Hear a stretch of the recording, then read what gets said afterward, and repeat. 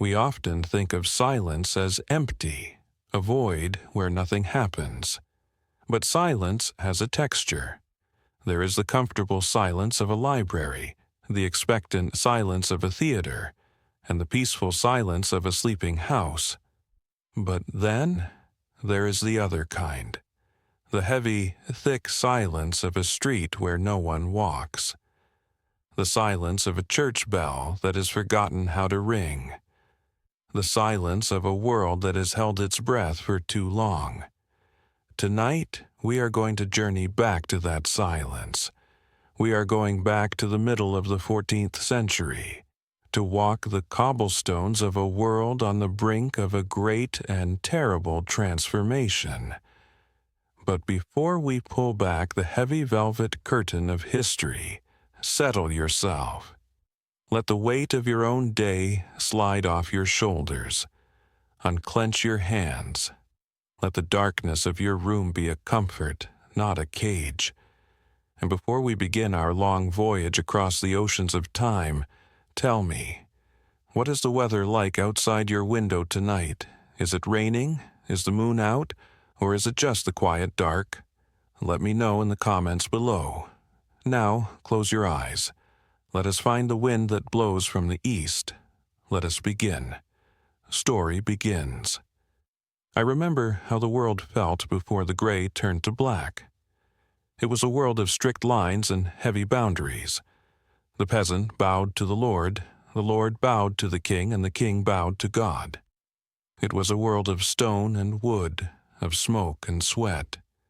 It was crowded. Europe was full. The forests had been cut back, the fields were tilled to the very edges of the roads, and the cities were swelling, spilling over their ancient walls like water from a cup. But the story does not begin in the crowded alleys of London or the marble plazas of Florence. It begins much further away, in a place of endless grass and open sky. It begins on the steppe. I have traveled these winds for a long time, and I remember the smell of the dry earth in Central Asia in the year 1346. It is a vast, flat ocean of land. The Golden Horde, the descendants of the great Mongol Khans, ruled here. They were masters of the horse and the bow, living in gurs, round tents of white felt that looked like mushrooms sprouting from the plains. It was here, in the tall grass, that the enemy first woke. It was not a soldier, it was not a king. It was something so small it could hide in the fur of a marmot, a tiny microscopic bacterium, Yersinia pestis. It had lived in the soil and the rodents for centuries, asleep, a dormant fire waiting for a spark. I watched the spark ignite. It was a subtle shift, a change in the climate. The earth grew a little warmer, the rains a little wetter. The rodent population swelled, and then they began to die. The fleas, hungry and desperate, looked for new hosts. They found the marmot hunters. They found the traders on the Silk Road. The Silk Road was the artery of the world. It was a ribbon of gold and spice that connected the east to the west. Caravans of camels, laden with jade, silk, and furs, moved slowly across the deserts. They brought wealth, they brought stories, and now they brought the passenger. I remember walking alongside a caravan moving west toward the Crimea. The men were happy, the trade was good, but then one of them fell ill. It started with a headache, a heaviness in the limbs. Then came the fever, and then the swellings. Dark, painful lumps in the groin and the armpits, the buboes. They left him by the side of the road under the vast, indifferent sky. They thought it was a fever. They did not know they were carrying his invisible killer in the saddlebags, in the folds of the silk, in the fur of the rats that scurried among the grain sacks. The destination was Kaffa. Visualize Kaffa. It was a jewel on the edge of the Black Sea, a fortified port city controlled by traders from Genoa, Italy. It was a slice of Europe in a foreign land. The walls were high and thick, built to withstand armies. Inside, it was a bustle of noise. Genoese dialects, Greek merchants, Tatar traders, the smell of roasting meat, of salt water, of money. But in 1346, the city was under siege. The army of the Golden Horde, led by the Khan Janibeg, surrounded the walls. They wanted the city. They wanted the wealth. The Genoese were trapped inside, looking out at the sea of tents that encircled them. I stood on the ramparts and watched the stalemate. The siege dragged on. Food was rationed. Nerves were frayed. Then a strange silence fell over the Mongol camp. The shouts of the soldiers grew fewer. The smoke from their cooking fires thinned. The Genoese on the walls squinted into the distance. "Are they leaving?" they asked. "Have they given up?" They had not given up. They were dying. The plague had arrived in the camp.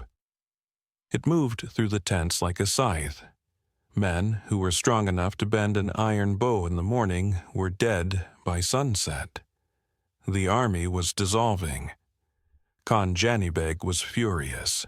He was losing his war not to swords, but to a sickness. In a final act of spite, a moment of grim biological warfare that would change the course of human history, he ordered his catapults to be loaded. But not with stones, not with fire. I watched as they loaded the bodies of the dead soldiers onto the wooden arms of the trebuchets. The ropes creaked. The arms swung up. The dead flew through the air. It was a grotesque rain. They crashed into the streets of Kaffa. They landed in the market squares, on the rooftops, in the courtyards. The Genoese were horrified. They ran to dump the bodies into the sea, to push them away. But it was too late. You cannot throw away the air. You cannot throw away the fleas. The city of Kaffa became a prison of disease. Panic set in. The traders knew they had to leave. They had ships. They had the sea. The sea was freedom. The sea was safety. I remember the morning the galleys prepared to leave. It was the spring of 1347. The Genoese sailors scrambled aboard their ships, weighing anchor, desperate to catch the wind. They left Kaffa burning and dying behind them. They thought they had escaped. They sailed through the Bosphorus Strait, past the great city of Constantinople. They sailed into the Aegean, the water blue and sparkling. They felt the fresh salt spray on their faces. They breathed deep, thinking they had left the sickness in the dust of the Crimea. But down in the dark, damp holds of the ships, among the barrels of wine and the bales of cloth, the rats were grooming themselves, and the men began to cough. The journey from the Black Sea to Italy is long. Days turned into weeks. The ships became floating tombs. There were not enough living to throw the dead overboard. The ships drifted, guided by hands that were shaking with fever. Let us drift with them. Feel the rocking of the wooden hull. Hear the creaking of the ropes. The sun beats down on the deck, but inside the cabins it is cold. The smell is unbearable. It is the smell of corruption. In October 1347, 12 of these galleys arrived at the port of Messina in Sicily. I was there on the docks when they appeared. The dock workers were waiting. They expected news, goods, profit. They rowed out to meet the ships.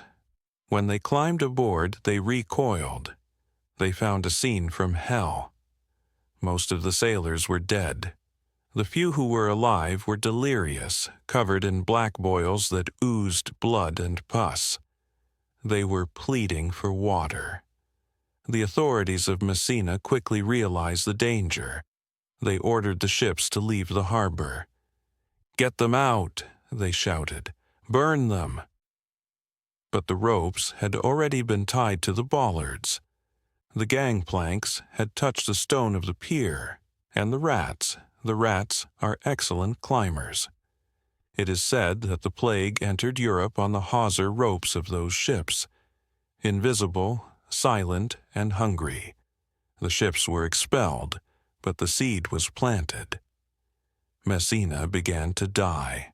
The people of Messina panicked. They fled their city. They ran into the countryside carrying their children, their gold, and the infection. They ran to Catania. They ran to the vineyards and the olive groves. I walked with them on the dusty roads of Sicily. I saw the fear in their eyes. They did not understand what was hunting them. Was it a punishment from God? Was it the alignment of the planets? Was it poisoned wells? They prayed. They held processions. They walked barefoot, carrying candles and statues of the Virgin Mary. But the plague thrives in crowds. When they gathered to pray, they breathed the same air. They brushed shoulders. The fleas jumped. The disease was ruthless in its speed. That is what terrified people the most. You could have lunch with your friends and be dead by dinner. You could go to sleep healthy and never wake up. The symptoms were horrific. First, the chill, a coldness that started in the bones and could not be warmed by any fire. Then the fever, raging and hot. Then the buboes appeared, swellings the size of an egg or an apple in the neck, the armpit, the groin. They were exquisitely painful. If they burst, there was a small chance you might live. If they turned black, the end was near. And then there was the other form, the pneumonic plague. This one attacked the lungs. The victim would cough up blood. This form was airborne. A single cough in a room could kill everyone present. Sicily fell. And from Sicily, the trade routes acted like a nervous system, transmitting the pain to the brain of Europe. By January 1348, the ships had reached Genoa and Venice. Venice, the queen of the Adriatic, a city built on water, a labyrinth of canals and bridges. It was the most prosperous city in the world. It was crowded, humid, and teeming with rats. It was a banquet laid out for the pestilence. I remember the fog that winter in Venice. It hung low over the canals, obscuring the palaces. The gondolas moved silently through the mist. Usually, they carried lovers or merchants. Now, they carried bodies. The Venetians were smart. They were organizers. They understood that this was a contagion, even if they didn't understand the biology. They invented a concept that we still use today. When a ship arrived, they made it wait. They made it anchor in the lagoon away from the city for 40 days. 40 giorni, the quarantine. It was a brilliant idea, but it was too late. The rat does not respect the quarantine. The flea does not count the days. The plague entered the bloodstream of Italy. It moved inland. It climbed the Apennine Mountains. It walked along the Via Francigena, the pilgrim route. It was heading for Florence. Ah, Florence, the city of art, of banking, of Dante and Giotto. In 1348, it was perhaps the most advanced city in Europe. It had paved streets, sewers, towering cathedrals. It felt invincible. I stood on the steps of the Santa Maria del Fiore, the great cathedral which was still being built. The facade was unfinished, a rough face of brick waiting for its marble skin. The people of Florence went about their business. They traded wool. They argued about politics. They drank wine in the taverns. Then the dying began. It did not start with a trickle. It started with a flood. In Florence, the plague was particularly savage. The chronicler Giovanni Boccaccio, who lived through it, wrote that the dead were like lasagna, layered one on top of another in the mass graves. I watched the social fabric of the city tear apart. This is the part of the story that is hardest to tell. It is not just the death of the body, it is the death of compassion. Fathers abandoned their sons, wives abandoned their husbands. The fear of infection was so great that the most sacred bond, the bond of family, was severed. People died alone in their beds, their bodies discovered only when the smell became too strong for the neighbors to ignore. The rich fled to their country villas, locking the gates, eating fine food, and telling stories to distract themselves. The poor died in the streets. The priests died, the doctors died, the grave diggers died. Soon there was no one left to dig the graves. The bodies were piled up in front of the churches. The smell of Florence in the summer of 1348 was the smell of death. It hung heavy and sweet and rotting in the heat. I walked the empty piazzas. The shops were open, the goods displayed, but there were no sellers and no buyers. A horse, saddled and bridled, wandered alone down the Via dei Calzaioli, its hooves clattering on the stones. It was a ghost city, inhabited by the living who wished they were dead. From Italy, the hand of death reached out to France. It arrived in Marseille, another port. Then it moved up the Rhone River. It traveled to Avignon, the seat of the Pope. At this time, the Pope did not live in Rome. He lived in France, in a massive fortress of stone called the Palais des Papes. Pope Clement VI was a man of luxury, but he was terrified. The plague was so bad in Avignon that the rivers ran red with the blood of the dying thrown into the water. The Pope shut himself in his chambers. His doctors advised him to sit between two huge fires. Even in the heat of summer, the fires roared day and night. They thought the heat would purify the air, the miasma. And accidentally they were right. The heat kept the fleas away. The Pope survived, sitting on his throne, sweating, surrounded by a ring of fire, while his city died around him. But the wind kept blowing. It blew north.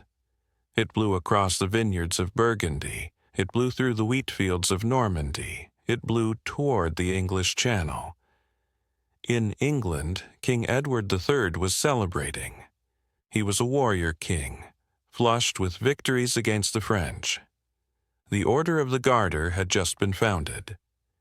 It was a time of chivalry, of knights in armor, of pageantry. They heard the rumors from the continent. They heard of the great mortality, but the Channel was a moat. They thought they were safe in their island fortress. But ships must sail, wool must be traded, wine must be imported. In the summer of 1348, a ship from Gascony sailed into the port of Melcombe Regis in Dorset. It brought with it a sailor who felt a little too cold, a little too tired. I stood on the pebble beach of Weymouth as the ship came in. The gulls were crying overhead. The fishermen were mending their nets. It looked like any other day. But the shadow had landed. It moved quickly through the West Country. It struck Bristol, a bustling, dirty port city. The people of Gloucester, just up the road, tried to close their gates. They said, "No one from Bristol enters here, but you cannot close the gates against a rat that can squeeze through a hole the size of a quarter. You cannot close the gates against a flea that jumps." Gloucester fell. Then it marched on London. London in 1348 was a maze of narrow, twisting streets. The houses were made of timber and wattle, leaning over the alleys so that the roofs almost touched. The gutters ran with waste. It was crowded, loud and filthy. It was paradise for the rat. I watched the plague swallow London. The cemeteries filled up within weeks. They dug huge trenches at Smithfield and Spitalfields. They laid the bodies in tight rows, sprinkling a little earth over them, then laying the next row. The king fled. The parliament was prorogued. The law courts ceased to sit, and yet, in the midst of this horror, there were moments of strange, quiet beauty. The fields of England, usually full of peasants harvesting the corn, stood empty. The wheat grew tall and wild. The cattle, with no one to milk them or herd them, wandered through the corn, lowing. The silence of the English countryside was profound. Entire villages were wiped out, not a single soul left. The thatched roofs caved in, the nettles grew over the doorsteps. The church bells hung silent in the towers. I walked through a village in Oxfordshire. The doors were open, swinging in the wind. A pot still hung over a cold fire in the hearth. A loom stood with the cloth half woven. It was as if the people had been raptured, taken away by a dark angel, leaving their lives interrupted. And the winter came, the winter of 1348. It was cold and wet. People hoped the frost would kill the pestilence. It slowed it down, yes, but it did not kill it. The flea merely slept, warm in the woolen cloak of a victim, waiting for the spring. As the years turned to 1349 and 1350, the plague pushed further. It went north to Scotland. The Scots, seeing their English enemies dying, thought it was a punishment from God upon the English. They gathered an army to invade, to take advantage of the weakness. But an army is a crowd. The plague breathed on the Scots. They died before they could even march. They took the sickness back to the Highlands, to the glens and the lochs. It went to Ireland. It went to Scandinavia. There is a legend in Norway about how the plague arrived. They say a ship drifted into the harbor of Bergen. No one was steering. The sails were tattered. When the locals rowed out, they found everyone dead. They took the cargo of wool ashore, and with the wool they took the end of their world. The plague climbed the mountains of Norway. It was so thorough in some valleys that only one person survived. There are folk tales of the pest maiden, a spirit with a rake and a broom. If she used the rake, some would survive. If she used the broom, she swept the village clean. By 1351, the worst was over. The wave had crashed and was receding. It had traveled from the steppes of Asia to the fjords of Norway. It had traveled to the banks of the Volga in Russia. It left behind a changed world. Imagine standing on a hill in Europe in 1351, looking down. The silence is different now. It is not the silence of fear, but the silence of emptiness. 1 in 3 people were dead, in some places 1 in 2. Think about that. Look at your own family, your circle of friends. Imagine, half of them gone. The landscape was different. Forests were growing back, reclaiming the fields. Villages were abandoned. The grip of the feudal lords was broken. There were fewer peasants to work the land, which meant their labor was suddenly valuable. They could demand wages. They could demand freedom. The Black Death, in its cruel efficiency, destroyed the medieval world and laid the foundation for the modern one. It shook the authority of the church. It sparked an obsession with the macabre, with the skeleton, with the dance macabre, the dance of death, where kings and paupers danced together to the grave. But that is the analysis of history. What I want you to feel tonight is the quiet of the aftermath. The dust settling on the mass graves. the grass growing over the scars, the survivors dazed and blinking in the sunlight, realizing that they are still breathing. We are going to walk through this history slowly. We will visit the specific towns. We will sit by the bedside of the sick. We will stand in the courts of the kings. We will look at the strange beak masks of the doctors. But for now, let us rest in this pause. The first wave has passed. The world is catching its breath. Pause for listener reflection. I want you to visualize a candle flame. Just one small golden flame in a dark room. It flickers, almost going out, but then it steadies itself. That is humanity in the year 1350. Fragile, weak, but still burning. As we move deeper into this story, we will see how that flame grew again. But first, we must understand the terror of the arrival in more detail. Let us go back to the water, to the Mediterranean, to the ships that wander the sea forever in our memory. The sea is calm tonight. The waves lap gently against the hull. The wood groans. Sleep, and let the current take you. Continuing the narrative, Chapter 2, The Anatomy of Fear.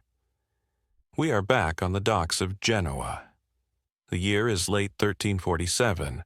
The sky is a bruised purple, the sun dipping below the horizon. The air is cooling, but the stones of the harbor still hold the heat of the day. I want to take you into the mind of a medieval doctor. His name is Gentile da Foligno. He is a man of learning, a man of books. He has studied Galen and Hippocrates. He believes in the balance of the humors: blood, phlegm, yellow bile, black bile. He believes that sickness comes from an imbalance or from miasma, the bad air. He stands in a room with a patient. The shutters are closed to keep out the corrupted air. The room smells of vinegar and rosewater, which he has sprinkled to purify the space. He holds a sponge soaked in aromatics to his nose. He looks at the patient. A young woman, she is sweating. Her breath is shallow. He touches her wrist. Her pulse is racing, a flutter like a trapped bird. He looks at her neck. There it is, the cavocciolo, the bubo. It is hard and angry. Gentile da Foligno is terrified. Everything he has read, everything he has taught is useless. He bleeds her, opening a vein to let out the bad blood. It does nothing but weaken her. He applies a poultice of figs and onions to the swelling. It does nothing. He goes home that night and writes in his journal. He writes about the alignment of Mars, Saturn, and Jupiter. He tries to find a cosmic reason for this horror. He cannot accept that a flea, a creature he barely notices, is the architect of this doom. Gentile da Foligno, the great doctor, died of the plague a few days later. He died trying to understand. This was the crisis of the mind. It wasn't just bodies that were breaking. It was the entire system of knowledge. The people saw the doctors dying. They saw the priests dying. They saw that the pious died just as quickly as the sinners. The nuns who nursed the sick in the Hôtel Dieu in Paris died by the hundreds. They were saints of mercy, yet the plague took them without hesitation. So, fear turned into madness. I walked the streets of Strasbourg in 1349. The fear had curdled into anger. The people needed someone to blame. They couldn't blame God, so they looked for a scapegoat. They looked at the Jewish communities. Rumors began to whisper through the marketplaces. They are poisoning the wells, the voices said. They are spreading the powder of a basilisk. It was a lie, a terrible, ancient lie born of prejudice. But in the fever of the plague, the lie became truth to the terrified mob. I saw the pogroms. I saw the fires. It is a dark chapter, one we must not look away from, even in sleep. The violence was a symptom of the disease, just as much as the boils were. It was the sickness of a society losing its mind. In Strasbourg, the city council tried to protect the Jews. They said, "There is no proof." But the guilds, the butchers, the tanners, they rose up, they deposed the council. On Valentine's Day, 1349, the tragedy struck. It was cold, the snow was trampled into gray slush. I will not describe the violence in detail, for we are here to rest, not to suffer. But let us simply acknowledge the silence that followed, the silence of a community erased. And yet the plague did not stop. It did not care about the fires or the blame. It just kept eating. Let us leave the city and walk into the countryside of England again. It is 1349. We are in a place called Cuxham in Oxfordshire. This is a manor, owned by Merton College in Oxford. It is a place of records. The reeve, the man who runs the farm, keeps meticulous accounts. We know exactly who lived here. We know the miller, the plowman, the dairymaid. We watch the records stop. The reeve dies. The lord of the manor dies. The new reeve dies. The records become sparse. There is no one to write them. The wheat is left in the field. It rots on the stalk. The sheep break out of their pens and wander into the woods. They develop scabies and die. The wolf population explodes. For the peasant who survived, however, the world was becoming a strange, open place. Imagine you are a serf. For generations your family has been tied to this land. You belong to the Lord. You cannot leave.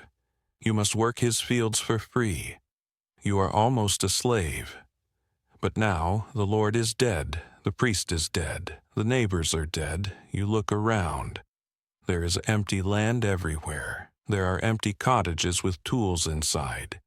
You realize something. You are free. You can pick up your bag and walk to the next village. You can ask for wages. "I will harvest your corn," you say to the new landowner, "but you must pay me double what my father was paid." The landowner has no choice.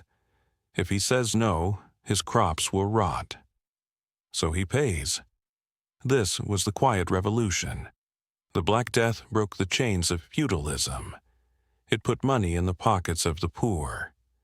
It allowed them to eat meat, to wear better cloth, to drink better ale. I remember sitting in a tavern in 1350. The mood was strange.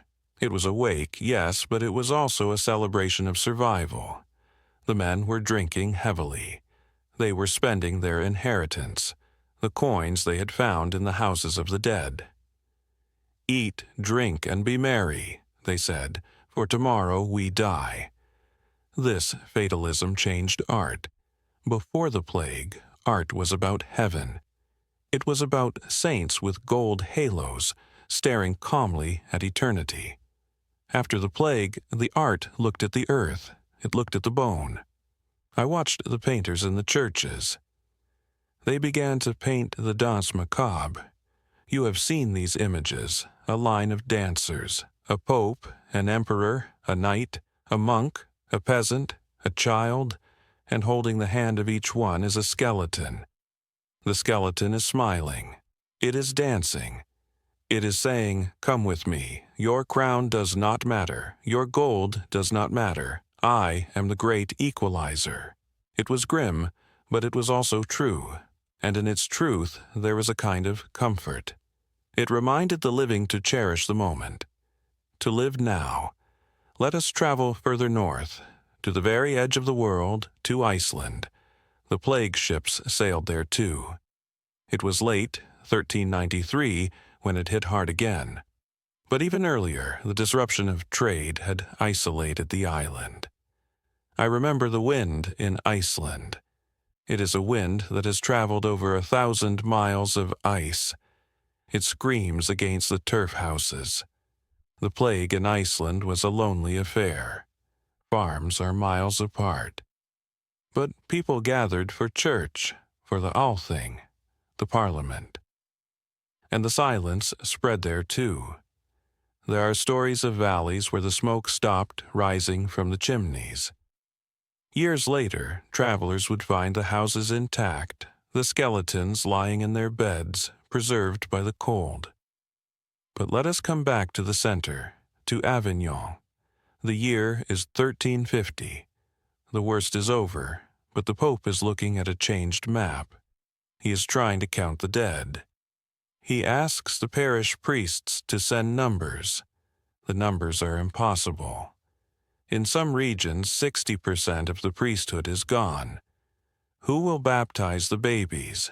Who will hear the confessions? The church had to rush to ordain new priests. They took men who were barely literate, men who were widowers, men who previously would not have been considered. This lowered the quality of the clergy. It led to corruption. It led to dissatisfaction. You can trace a line, a thin, cracking line, from the Black Death directly to the Reformation 200 years later. The silence of God during the plague made people ask questions that they had never dared to ask before. Why did the good die? Why did the prayers fail? These questions are the seeds of the modern mind, a mind that seeks answers in science, in observation, in the human rather than the divine. Pause for atmosphere. Listen to the sound of a quill scratching on parchment. It is a lonely sound. A monk is sitting in a scriptorium in Ireland. He is the last one left. He writes at the bottom of the page, "I leave parchment for continuing the work, in case anyone should still be alive in the future, and any son of Adam can escape this pestilence and continue the work thus begun. He is writing to you. He is writing to us. He is casting a bottle into the ocean of time, hoping that someone, centuries later, will find it and read it. We are that someone. We are the survivors. We are the children of the people who didn't die. Every one of us alive today is descended from someone who had a natural immunity, or who was lucky, or who ran fast enough. We carry the victory of survival in our genes." Continuing the narrative, Chapter 3, The Doctor's Mask. We have all seen the image, the beak, the goggles, the black hat, the plague doctor. But do you know the reality of that mask? It was not worn during the first great wave of 1348. It came later, in the 17th century, as the plague returned again and again. But spiritually it belongs to this story. It is the face of the pestilence. Let us imagine putting it on. It is made of leather. It is heavy. The beak is not just for show. It is a container. Inside the beak, the doctor stuffs straw, herbs, dried flowers, camphor, cloves, laudanum. It is a filter. He believes the plague is a smell. If he can't smell it, he can't catch it. The eyes are covered with glass. He is sealed off from the world. He carries a cane. He uses it to lift the blankets of the sick so he doesn't have to touch them. He uses it to push people away. Imagine walking through a narrow street in Rome or Paris, seeing this bird-like figure emerging from the mist. He is a harbinger of doom. If he knocks on your door, you know that death is already inside. But let us go back to the science, which is a different kind of story. The enemy, Yersinia pestis, is a fascinating creature. It is ruthless. When a flea drinks the blood of an infected rat, the bacteria multiplies in the flea's stomach. It multiplies so much that it blocks the flea's gut. The flea becomes starving. It cannot swallow. So, in a frenzy of hunger, it jumps to a new host, a human. It bites. It tries to drink blood, but it can't. Instead, it vomits the bacteria from its stomach into the human's bloodstream. It is a mechanism of pure biological evil, a starving vector spreading death to satisfy a hunger it cannot cure.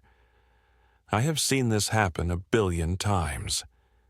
In the straw of the peasant's mattress, in the silk sheets of the princess. The flea does not care about rank. King Alfonso X of Castile was the only ruling monarch to die of the plague during the Black Death. He was besieging Gibraltar. His generals told him to leave. "The pestilence is in the camp," they said. He refused. He wanted the city. He died in his tent in 1350. His death sent a shockwave through the royalty of Europe. They realized that their blue blood was no shield. They began to quarantine even more strictly. They retreated into their castles, pulling up the drawbridges. But the rat can swim the moat. Let us move forward in time a little, to the recurrences. The Black Death was not a one-time event. It was a visitor that kept coming back. It returned in 1361. They called it the Pestis Secunda. It was particularly cruel because it targeted the children. The adults had some immunity from the first wave, but the children born since then did not. I remember the silence of the playgrounds in 1361, the toys left in the rain, the grief of parents who had survived the first end of the world, only to see their hope for the future taken in the second. This cycle of death and rebirth continued for centuries. It shaped the cities. Look at the architecture of Europe.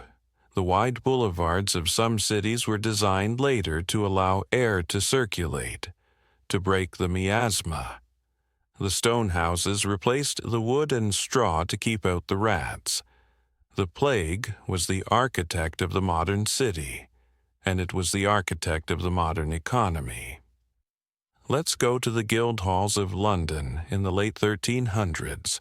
The masters are complaining. "We cannot find apprentices," they say. "The boys demand too much money." The balance of power had shifted. The common man was rising. The peasants' revolt of 1381 in England was a direct aftershock of the plague.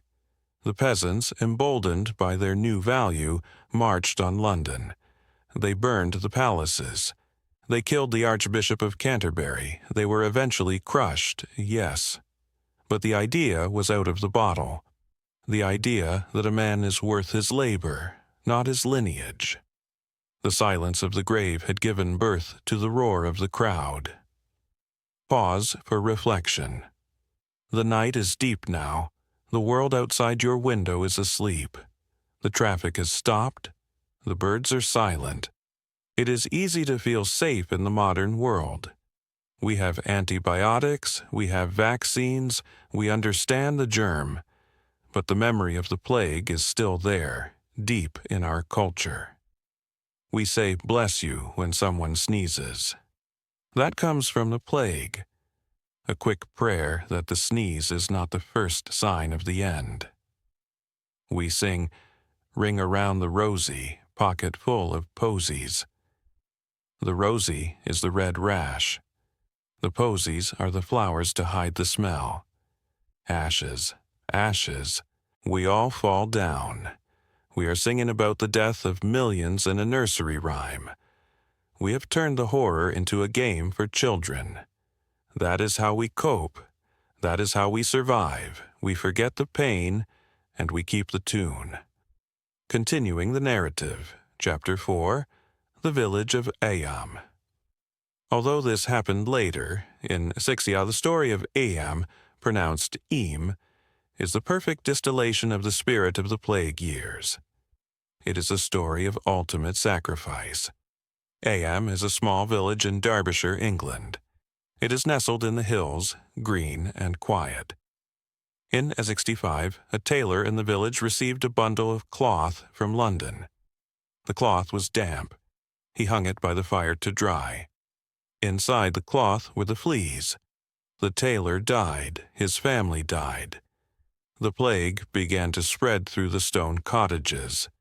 The villagers were terrified. They wanted to run. They wanted to flee to the north, to the nearby city of Sheffield. But the rector, William Mompesson, had an idea, a terrible, brave idea. He gathered the villagers in the church. He stood in the pulpit. "If we run," he said, "we take the death with us. We will kill the people of Sheffield. We will kill the people of the north." He proposed a cordon sanitaire, a quarantine of the whole village. No one goes in, no one comes out. They would stay and face the death together. And they did. They marked a boundary with stones. The people of the neighboring villages would leave food and medicine at the stones, placing them in vinegar to disinfect them.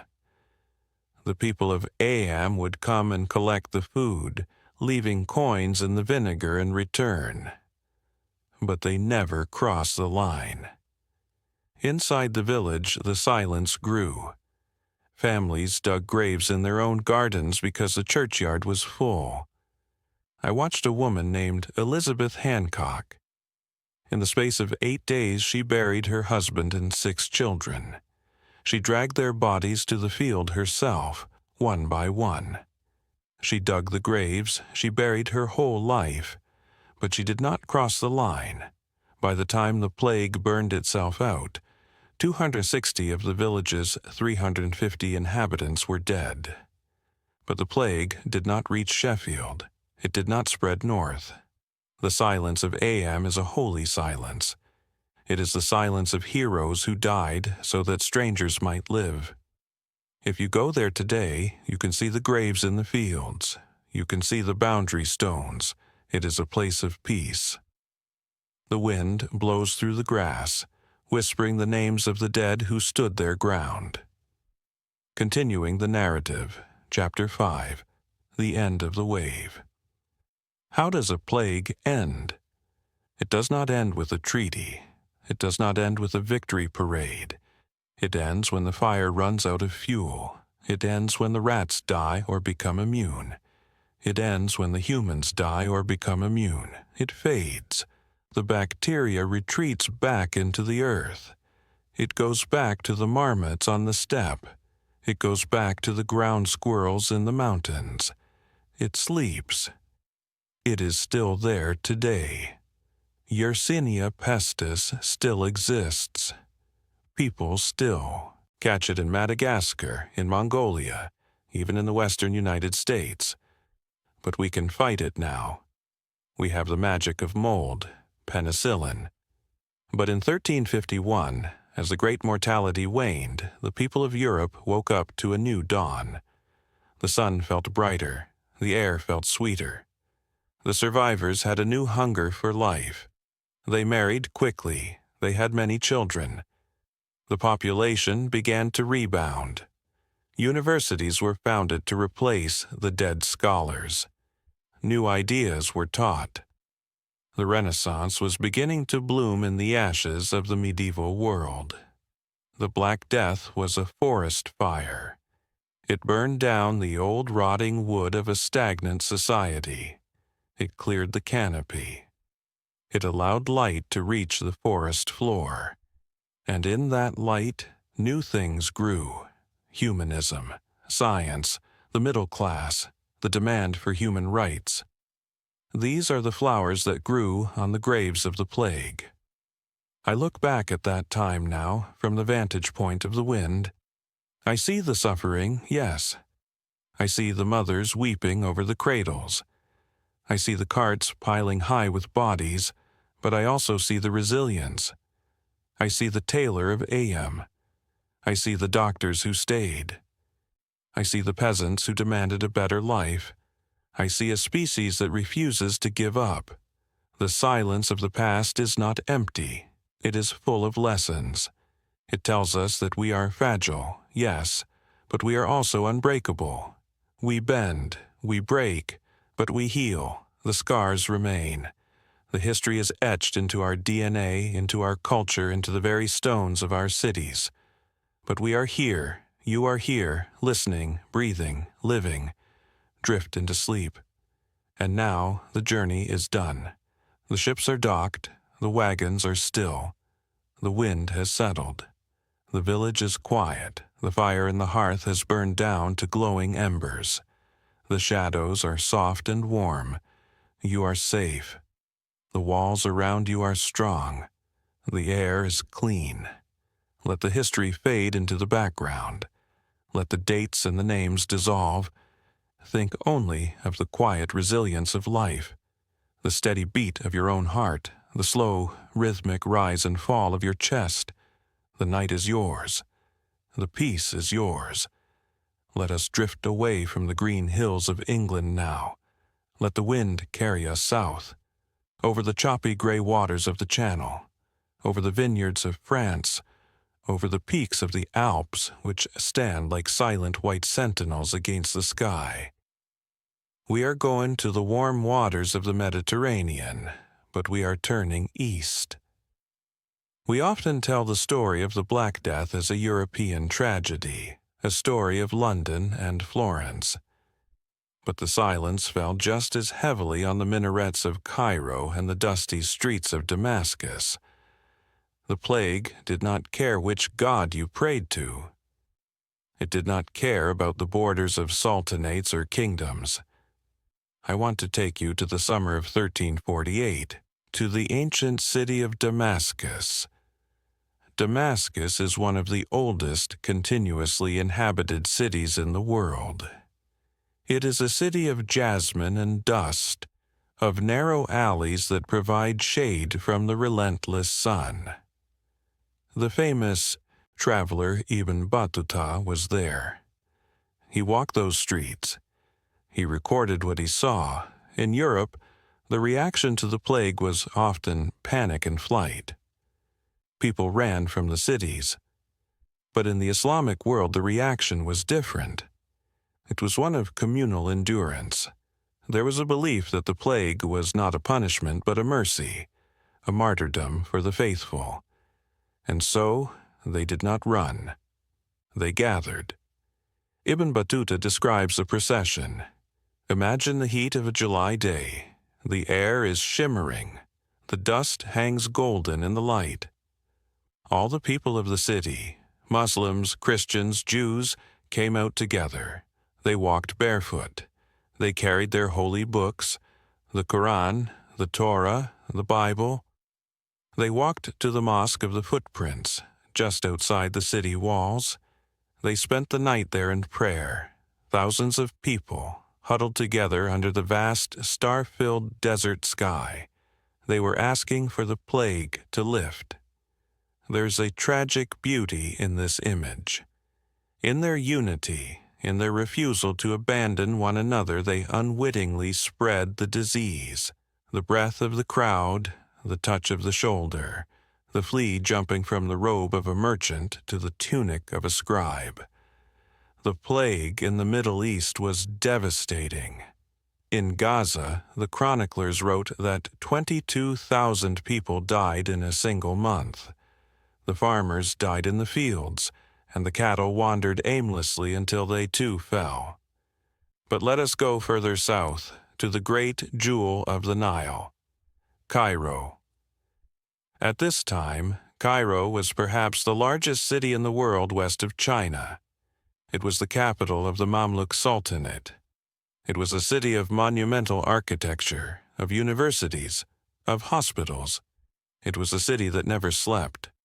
But the plague put Cairo to sleep. It arrived in the autumn of 1348. It came down the Nile on the grain barges. The Nile is the lifeblood of Egypt, but that year it was a river of death. The boats drifted into the docks, the crews dead or dying on the decks.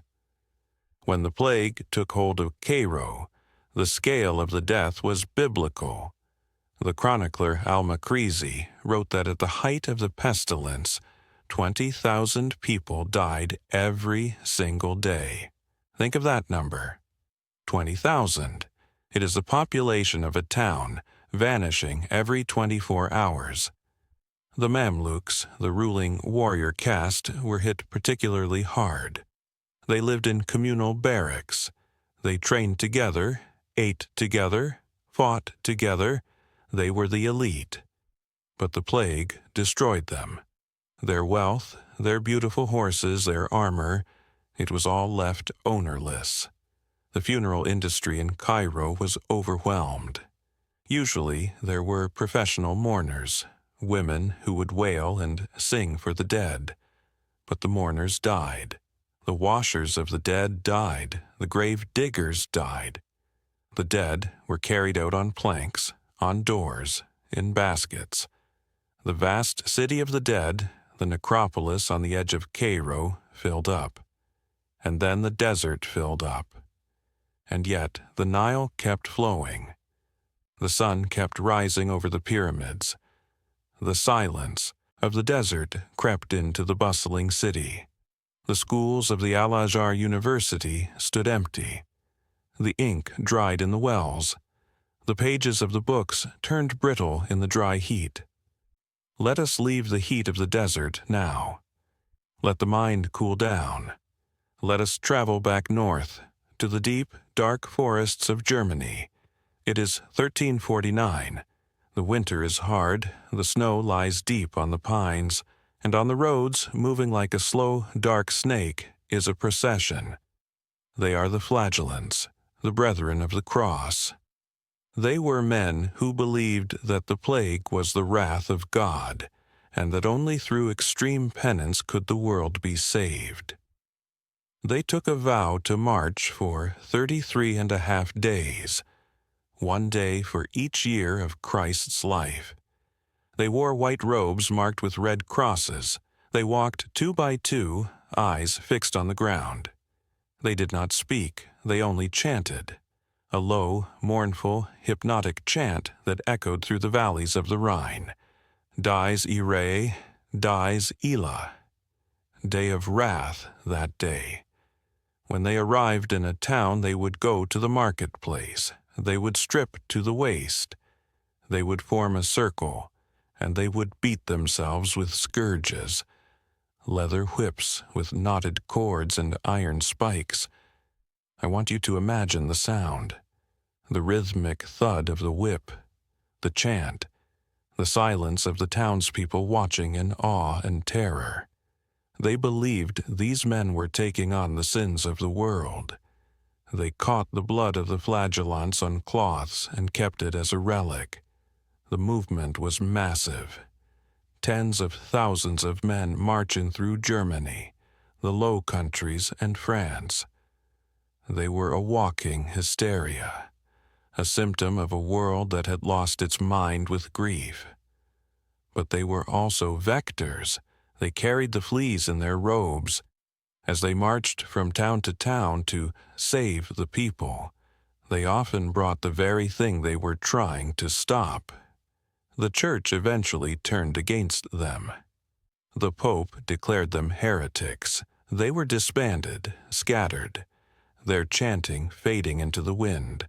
But for a brief, feverish moment, they were the sound of medieval Europe screaming in pain. Let us find a quieter place now. Let us go to a library. The year is 1348. We are in Paris, the University of Paris, the Faculty of Medicine. The King of France, Philip VI, has asked the greatest minds of his kingdom for an answer. What is this, he asks. Why are my people dying? The doctors gather. They are men in heavy robes, men who have memorized Aristotle and Galen. They consult the astrological charts. They do the math, and they produce a document, the Compendium de Epidemia. It is a fascinating glimpse into the medieval mind. They do not blame germs, they do not blame rats, they blame the stars. They concluded that on March 20th, 1345, at 1 p.m., there was a triple conjunction of Saturn, Jupiter, and Mars in the 40th degree of Aquarius. Saturn is cold and dry. Jupiter is warm and humid. Mars is hot and dry. The collision of these conflicting forces, they said, created a corrupt vapor, a deadly wind that blew from the east. It sounds absurd to us now, but to them it was logic, it was science. They were trying to impose order on chaos. They were trying to tell the king that the universe still had rules, even if those rules were deadly. They offered advice. They told people to avoid moist foods, to avoid bathing, because bathing opened the pores and let the bad air in, to burn aromatic woods like juniper and ash, to carry posies of flowers. People listened. They stopped bathing. They sealed their windows. They huddled in smoky rooms, terrified of the air, terrified of the light. And while the doctors debated the stars, the plague continued to walk the streets of Paris. It took the professors. It took the students. It turned the Latin Quarter into a ghost town. Let us drift away from the city again. Let us go to the edge of the known world, to Greenland. In the 14th century, there were Norse settlements in Greenland. The Vikings had been there for hundreds of years. They farmed the green valleys. They hunted walrus for ivory. They traded with Norway. But the plague broke the chain. When the plague hit Norway, the trade ships stopped coming. The port of Bergen, the gateway to the north, was a graveyard. There was no one to sail the ships, no one to buy the ivory. The Greenlanders were cut off. We don't know exactly when the last ship sailed, or when the last fire went out. But archaeology tells a sad story. The climate was cooling. The Little Ice Age was beginning. The crops failed, the livestock died, and without the trade from Europe, they were alone in the dark. Imagine standing on the coast of Greenland in the late 1300s, looking out at the gray, ice-filled sea, waiting for a sail that never comes. The silence of the Norse settlements in Greenland is one of the deepest silences in history. They didn't die of the plague directly, perhaps, but they died of the silence the plague created. The civilization withered on the vine, disconnected from the root. Eventually, the Inuit people moved into the abandoned fjords. They found the stone churches empty, the bells silent, the sheep gone. The plague had reached out its long, invisible arm and snuffed out a colony at the edge of the map, simply by stopping the movement of the world. Let us return to the heart of Europe, to Siena, in Tuscany. Siena is a beautiful city, built of warm, reddish brick. In the early 1300s, it was the rival of Florence. It was wealthy, proud, and ambitious. The Sienese wanted to build the largest cathedral in the world. They had already built a large church, but they decided it wasn't big enough. They planned a massive expansion.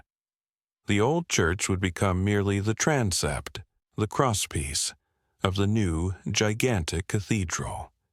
They began to build. They laid the foundations. They raised the walls. They built a massive facade, the facciatone. Then the plague arrived in 1348. Siena was devastated. More than half the population died. The great painters of the city, the Lorenzetti brothers, died. The master builders died. The money ran out. The construction stopped. If you go to Siena today, you can still see it. The Facciatone stands there, a giant wall of stone connected to nothing. It is a scar on the skyline. You can climb to the top of it and look down at the city. It is the most visible monument to the Black Death in Europe. It is a cathedral that was interrupted by the end of the world. The survivors were too few to finish it. They walled up the arches. They abandoned the dream. The Sienese realized that their golden age was over. They retreated into a quieter, smaller life. The silence of the unfinished cathedral is profound. It speaks of human hubris, of our plans and our pride, and how easily they can be dismantled by a microbe. But life, as we said, is stubborn. Let's look at the aftermath in the countryside again, the years 1350 to 1400. The countryside was quiet. There were fewer voices in the lanes, but for those who remained, life was changing in strange ways. Nature was rebounding. With fewer people to hunt, the forests filled with game, the rivers filled with fish. The trees grew tall and thick, reclaiming the land that had been cleared for farming centuries before. The lost villages. There are thousands of them across England and France, villages that were depopulated by the plague and never resettled. Wareham Percy in Yorkshire is one of them. Today, it is just a grassy valley. You can see the bumps in the turf where the houses used to be. You can see the ruined shell of the church. But in the silence of Wareham Percy, there is a peacefulness. The sheep graze on the grass that grows over the hearths of the medieval peasants. The skylarks sing above the ruins. The earth has healed the wound. For the survivors, the golden age of the laborer began. Because grain was cheap, there were fewer mouths to eat it, and wages were high. There were fewer hands to work.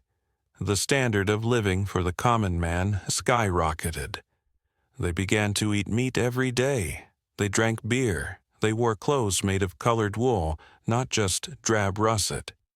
They put glass in their windows. The feudal lords tried to stop it. They passed laws, the Statute of Laborers, trying to freeze wages at pre-plague levels. They tried to ban peasants from wearing expensive fabrics. But you cannot legislate against the market. The supply of men was low. The price of men was high. The silence of the plague had given the peasant a voice. I want to take you inside a survivor's house in the year 1380. It is a timber-framed house. It is larger than his father's house. There is a chimney, a new invention for the poor, instead of just a hole in the roof. There is a fire crackling. The man sits at a table. He is eating a piece of roast pork. He is drinking ale from a pewter mug. His wife is wearing a dress with a blue trim. They are not rich, but they are not starving. They are the new middle class, born from the ashes. They talk about the future.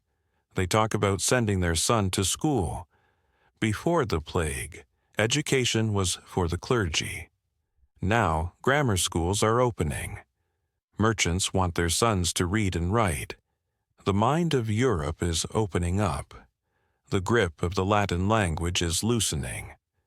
Writers like Chaucer in England and Boccaccio in Italy are writing in the vernacular, the language of the people. The Canterbury Tales. Think of that book. It is a collection of stories told by a group of pilgrims, a miller, a knight, a nun, a wife of Bath.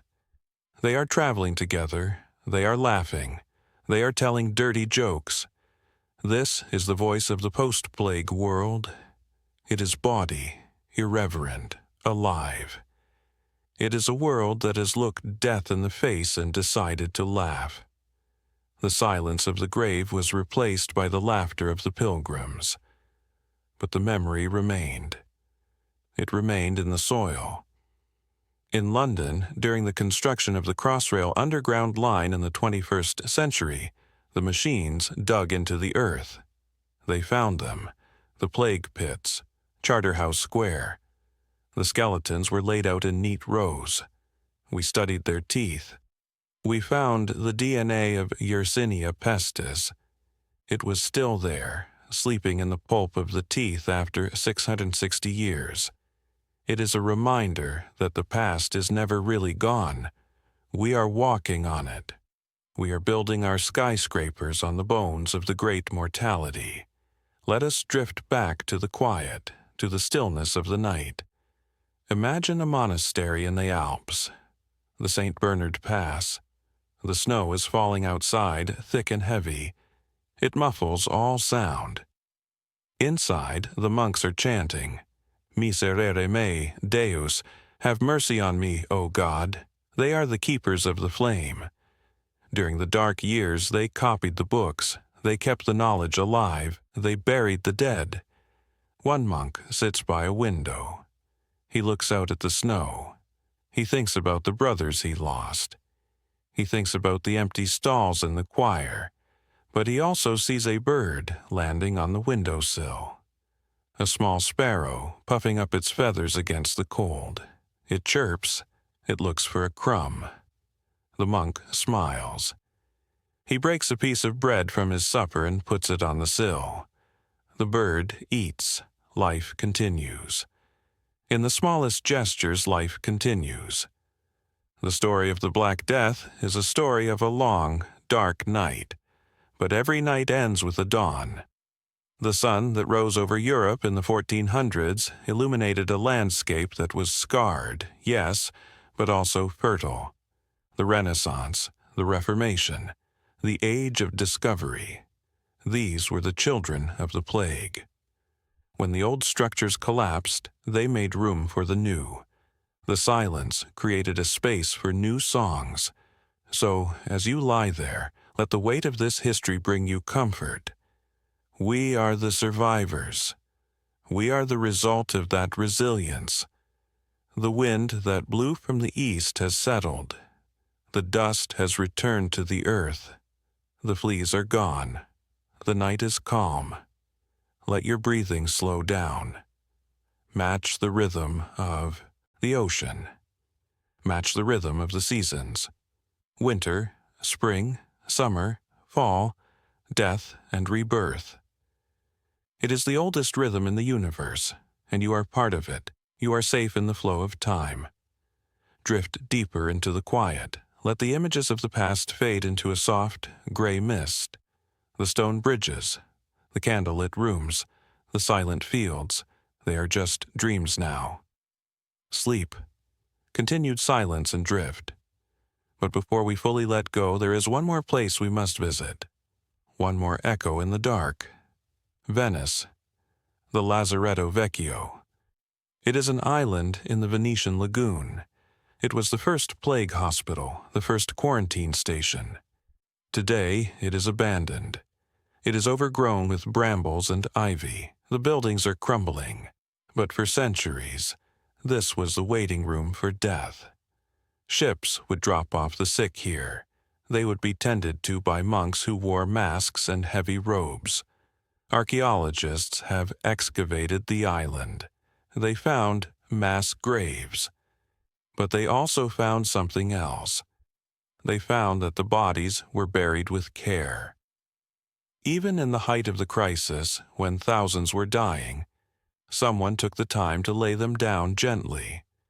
Someone took the time to place a rosary in their hands.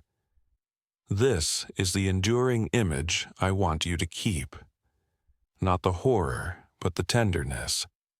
In the face of the apocalypse, when the world was ending, there were still hands that offered comfort.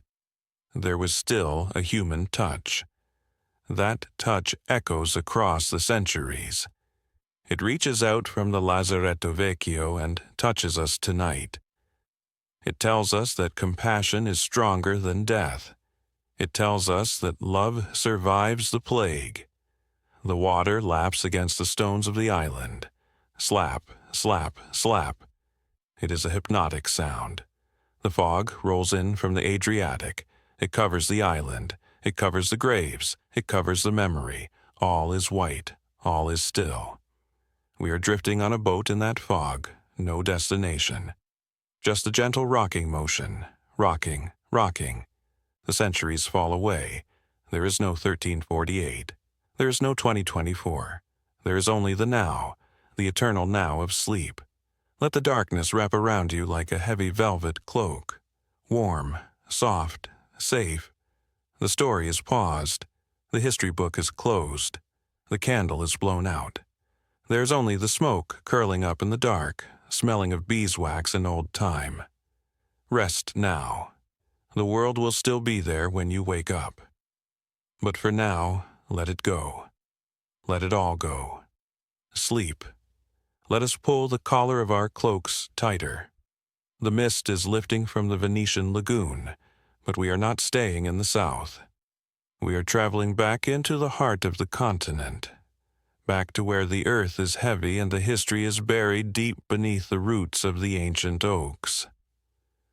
To understand the Black Death, to truly understand why the silence fell so heavily, we must look at the world that existed just before the arrival of the pestilence. We must look at the rain. Years before the fleas arrived, the water arrived. It began in the spring of 1315. This is a time known as the Great Famine. It is the prologue to our tragedy, a chapter often skipped but essential. Europe was already teetering on a precipice. The population had grown so large that every scrap of land was being farmed. They were farming the sandy soils of the heaths. They were farming the steep sides of the hills. It was a fragile balance. And then the sky opened. I remember the chronicles of that year. They described a rain that simply did not stop. It rained for weeks. It rained for months. The sun vanished behind a permanent curtain of gray, weeping clouds. The temperature dropped. The medieval warm period, which had allowed the Vikings to sail and the vineyards to grow in England, was ending. The Little Ice Age was beginning. The wheat in the fields did not ripen. It turned black on the stalk. It rotted in the mud. The hay could not be cured, so the livestock had no fodder for the winter. Imagine the silence of a harvest that never happens. Usually, August is a time of noise, the scythes swishing, the carts creaking, the workers singing. In 1315, August was a month of mud and hunger. The famine lasted for years. 1315, 1316, 1317. People ate their seed grain. Then they ate their cats and dogs. Then, in the dark corners of desperate villages, there were whispers of worse things. Why do I tell you this? Because the generation that faced the Black Death in 1348 was the generation born during this famine. They were the children of hunger. They were physically smaller than their ancestors. Their immune systems were compromised from birth. They were a population waiting for a spark. They were dry tinder, even in the soaking rain. So when we walk through the villages of 1348, we are walking through a world that was already tired, a world that was already afraid. Let us walk into a specific place now, a monastery in the east of England, the Abbey of Bury St. Edmunds. It is a massive complex of stone, a city within a city. The walls are high, the gardens are neat. The monks live a life of regulated silence, benedicite. But the plague does not respect the cloister. In the year 1349, the abbot died, the prior died, the sub-prior died. In a matter of weeks, half the brothers were gone. I want you to visualize the scriptorium, the writing room. This is where the history of England was kept. Rows of desks, pots of ink, sheets of vellum made from calfskin. Usually, it is a place of scratching quills. Now, it is empty. The ink has dried in the pots. The unfinished manuscripts sit on the desks, gathering dust. There is a specific piece of graffiti in a church in Hertfordshire, in the village of Ashwell. It was carved into the stone of the tower during that terrible year. You can still see it today if you bring a flashlight and look closely at the north wall. It is in Latin. Pestis pandemia miserable ferox violenta. The pandemic of plague, wretched, fierce, violent. And below it, the writer added, wretched, wild, distracted. The dregs of the people alone survive to witness. Can you feel the despair in that stone? The man who carved that thought he was the last man on earth. He wasn't carving for an audience, he was carving a tombstone for his civilization. He was shouting into the future. The wind blows through the tower of Ashwell Church. It whistles through the stone louvers. It carries the dust of the fields where the dregs of the people were trying to bring in the harvest. But let us move from the despair of the church to the pragmatism of the city. Let us go to Milan. While Florence and Venice were dying, Milan was doing something different. Milan was ruled by the Visconti family. They were tyrants. They were cruel. They were effective. When the first cases of plague appeared in Milan, the archbishop and the Visconti lords did not pray. They did not hold processions. They acted with a brutality that saved thousands. They identified the houses where the sick lay, and they ordered them to be walled up. I want you to imagine this. A bricklayer coming to your door. He has mortar and bricks. He does not open the door. He begins to build a wall across the entrance. He builds a wall across the windows. The family is inside. They are screaming. They are pleading. But the wall goes up, brick by brick. The light is blocked out. The sound is muffled. They were sealed in their own tomb, the healthy and the sick together. They were left to die or survive on their own, fed perhaps through a small hole, or perhaps not at all. It was horrific, but it worked. Milan had the lowest death rate of any major city in Italy. The plague knocked on the gate, saw the wall, and moved on. The silence of those walled-up houses in Milan is a heavy, suffocating silence. It is the silence of the sacrifice of the few for the many. It is a cold, hard calculus. Let us drift away from the cruelty of the city and back to the open land. To the sheep, the Black Death changed the sound of the countryside. Before 1348, the countryside was the sound of men. It was the sound of the plow, the sound of the hoe. Arable farming, growing wheat and barley, requires a lot of labor. It requires teams of men to plow, to sow, to weed, to harvest, to thresh. But after the plague, the men were gone. The landowners looked at their empty fields. They looked at their rotting crops. They realized they could not afford to pay the wages the surviving peasants were demanding. So, they turned to the animal that needs almost no supervision. The sheep. England, in particular, turned from a land of farming to a land of grazing. They enclosed the fields. They planted hedges. They let the grass grow over the furrows where the wheat used to be. And they released the flocks, thousands upon thousands of sheep. The golden hoof, they called it. The wool trade became the engine of the economy. But sheep are quiet. They graze in silence, save for the occasional bleat. The countryside became a lonely place. The villages that had once bustled with laborers were now just grassy mounds where the sheep stood to watch the sunset. Walk with me through the Cotswolds in England. Look at the churches there. They are huge.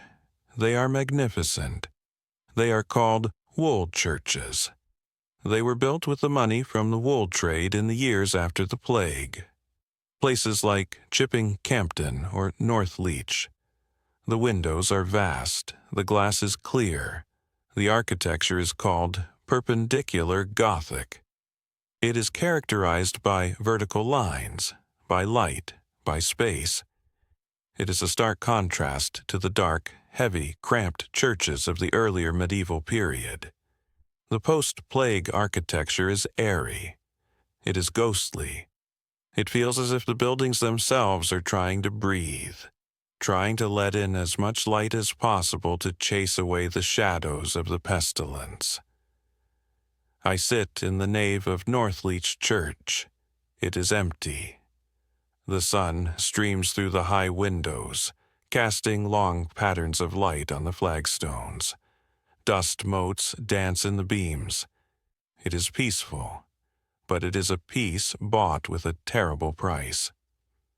These churches were built by the survivors, wealthy from the inheritance of the dead, thankful to be alive, yet forever marked by what they had seen. Let us go deeper into the mind of the survivor. How do you dress when half the world has died? Do you dress in black sackcloth? Do you mourn forever? Surprisingly, no. The late 14th century saw an explosion of fashion that was almost manic. It was the poulain craze. You have seen these shoes in illustrations, the shoes with the incredibly long, pointed toes. Sometimes the toes were so long they had to be tied back to the shins with silver chains so the wearer could walk. Why? Why would men wear such ridiculous things in such a dark time? Because they could. Because the old rules had shattered. Because the sumptuary laws, the laws that said only the nobility could wear fancy clothes, were being ignored. The tailor who survived inherited the shop. The peasant who survived demanded higher wages. They had money, and they wanted to show it. They wore velvet. They wore tight hose that showed off their legs. They wore hoods with long tails called liripipes. They wore bright colors, reds, blues, party-colored tunics split down the middle. It was a rebellion against death. It was a statement. I am alive. I am here. Look at me. I imagine a street in London in 1360. It is muddy, yes. It smells, yes. But the people walking through the mud are like exotic birds. They are strutting. There is a frantic energy to it, a desperate hedonism. The silence of the grave was covered up by the rustle of silk and the jingle of the silver chains on the shoes. But beneath the silk the anxiety remained. Let us travel to the university town of Oxford. The plague hit the colleges hard. The learned men died, and when they died, the Latin language began to die with them. For centuries, Latin was the language of power, of law, of God. If you couldn't speak Latin, you were nobody. But the new teachers who replaced the dead masters, they weren't as good at Latin. They began to teach in English. They began to write in English. The Black Death is the reason English became the language of England. It is the reason I am speaking to you in English now. In the law courts, the proceedings began to be held in the vernacular. In the schools, the children translated their lessons not into French, but into English. It was the democratization of the word. Imagine a classroom in 1350. The dust is settling. The new master stands at the front. He looks at the rows of students, fewer than before. He opens his mouth and speaks the language of the street, the language of the home, and the students understand. The silence of the Latin textbooks on the shelves is the silence of an era ending. The noise of the English language filling the room is the noise of the modern world beginning. Let us cross the sea again, to the cold north, to Norway. There is a story there, a folk tale, about the Jostedalsripa, the grouse of Jostedal. Jostedal is a remote valley, hidden among the glaciers. When the plague came to Norway, the people of the lowlands fled to this valley. They thought the ice would protect them, but the plague followed. It killed everyone in the valley, everyone except one small girl. She survived alone for years. She lived like a wild animal. She forgot how to speak. She ran with the birds. She became shy and swift. When people finally came back to the valley years later, they found her. She was more bird than human, the grouse of Jostedal. It is a myth, perhaps, but myths are the dreams of history. This story tells us about the profound isolation of the survivors in the remote places, the silence of a child growing up with no human voice to answer her. The wind howls down the glaciers of Norway. It carries the snow. It buries the farmhouses. For a century, much of Norway was forgotten. The population didn't recover until the 17th century. It was a kingdom of ghosts. Let us move south again, to the warm waters of the Adriatic, to the city of Ragusa, which we now know as Dubrovnik. It is a city of white stone walls rising directly from the blue sea. It is beautiful, and it is smart. In 1377, the Great Council of Ragusa passed a law. It was the first law of its kind in the world. Trentino, 30 days. Anyone arriving from a plague-infested area had to wait on the nearby island of Mercan or in the town of Kavtat for 30 days before entering the city. Later, they extended it to 40 days. Quarantino, quarantine. They built the lazarettos, stone complexes outside the city walls. They were not prisons. They were waiting rooms. They were airy. They had courtyards. They had water. I want you to imagine spending 40 days in the lazaretto of Dubrovnik. The sun is hot. The cicadas are singing in the pine trees. You can see the city walls across the water, tantalizingly close. You can hear the church bells, but you cannot go. You sit in the shade. You watch the ships pass. You check your body every morning for the lump, for the spot. You wait. It is a time of suspension, a time out of time. The silence of the quarantine is a silence of holding your breath. But it worked. Ragusa survived better than most. They proved that human laws could stop nature's chaos. They proved that patience is a weapon. Let us walk the walls of Dubrovnik today. The stone is polished smooth by millions of feet. The tourists walk there now, eating ice cream, taking photos. They do not know that the system that protects the world from disease was invented right here, in these stones, by men who were afraid but rational. Now, let us turn our gaze to the art of dying, the ars moriendi. Before the plague, death was a ritual. The priest came, the family gathered, you made your confession, you received the last rites. You died in a state of grace. It was a good death. But during the plague, there were no priests. There was no time. People died alone in ditches. They died without the rites. They died in a state of terror, fearing for their souls. This terrified the medieval mind more than the physical pain. To die unblessed was to risk hellfire forever. So, the Church produced guidebooks, the Ars Moriendi, the art of dying. They were books with woodcut pictures, designed for people who couldn't read. They showed a dying man in bed. Angels and demons are fighting over his soul. The book told you how to die well, even if you were alone. It told you what prayers to say. It told you not to despair. It told you that God was with you, even if the priest was not. I imagine a man in a cottage in France. He is alone. His family is dead. He holds this small block book in his shaking hands. He looks at the pictures. He whispers the words. It is a poignant image.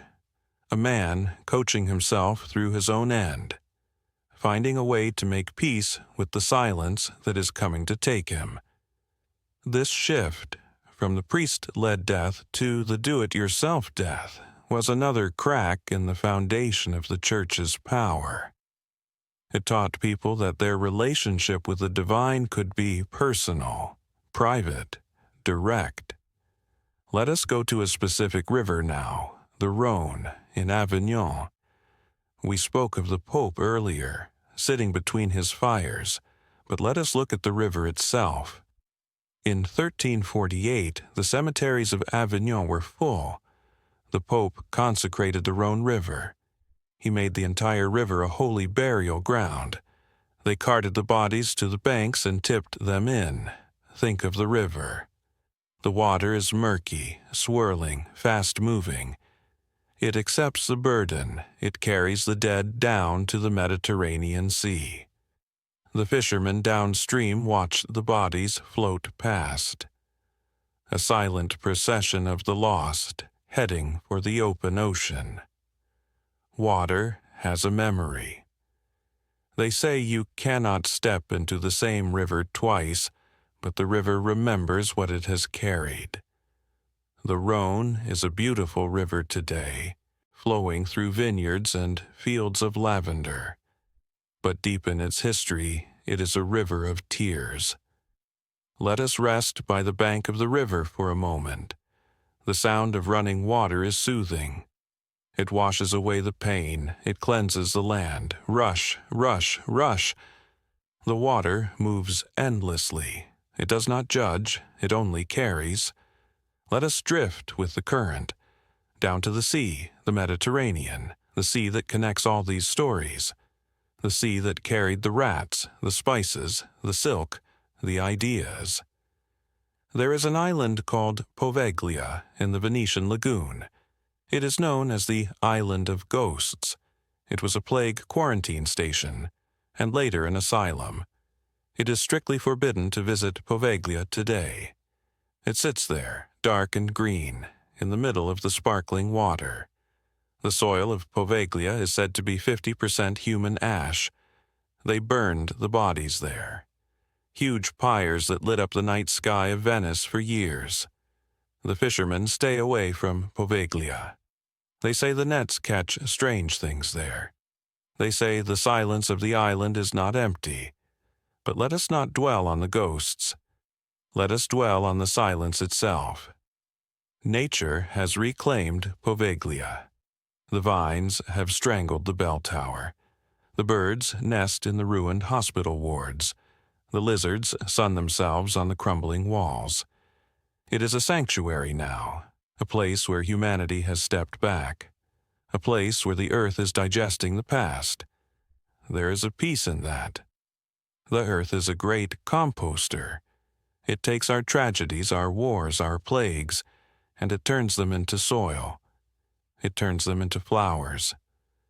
I remember walking in a field in Suffolk, England. It was a plague pit field, a place where the villagers were buried in a mass grave. Today, it is a field of wheat. The wheat grows tall and golden. The wind ripples through it, creating waves like the sea. The bread we eat comes from that wheat. We are nourished by the past. The cycle is unbroken. Life eats death. Death feeds life. It is the oldest story. It is the only story. Let us look at the sky. The night sky of the 14th century was darker than ours. No electric lights, no glow from the cities. When they looked up, they saw the Milky Way like a river of spilled milk. They saw the planets moving like gods. They tried to read their fate in those stars. They failed. The stars were indifferent. But there is a comfort in that indifference.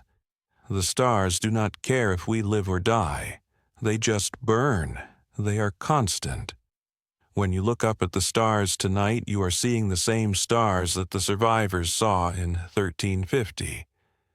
You are seeing the same stars that the sentries on the walls of Kaffa saw. We are connected by the sky. We are connected by the silence of the space between the stars. Let us go back to the small, domestic details, the things that survived. Recipes. There is a sauce called green sauce, or salsa verde. Parsley, vinegar, breadcrumbs, garlic. It was popular in the Middle Ages. We still eat it today. Nursery rhymes, ring-a-ring-a roses, pub names. The Black Death is not a common name, but the Saracen's Head, the Lamb, the Plough, these names come from that world, and words. Quarantine. Deadline, originally a line around a prison during the Civil War, but the concept of a line of death feels older. Cordon sanitaire. We speak the language of the plague every day without knowing it. Let us imagine a woman weaving. It is 1360. She sits at a loom.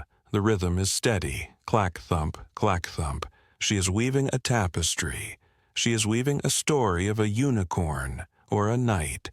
She is not weaving the story of the plague. She is tired of the plague. She wants to create something beautiful.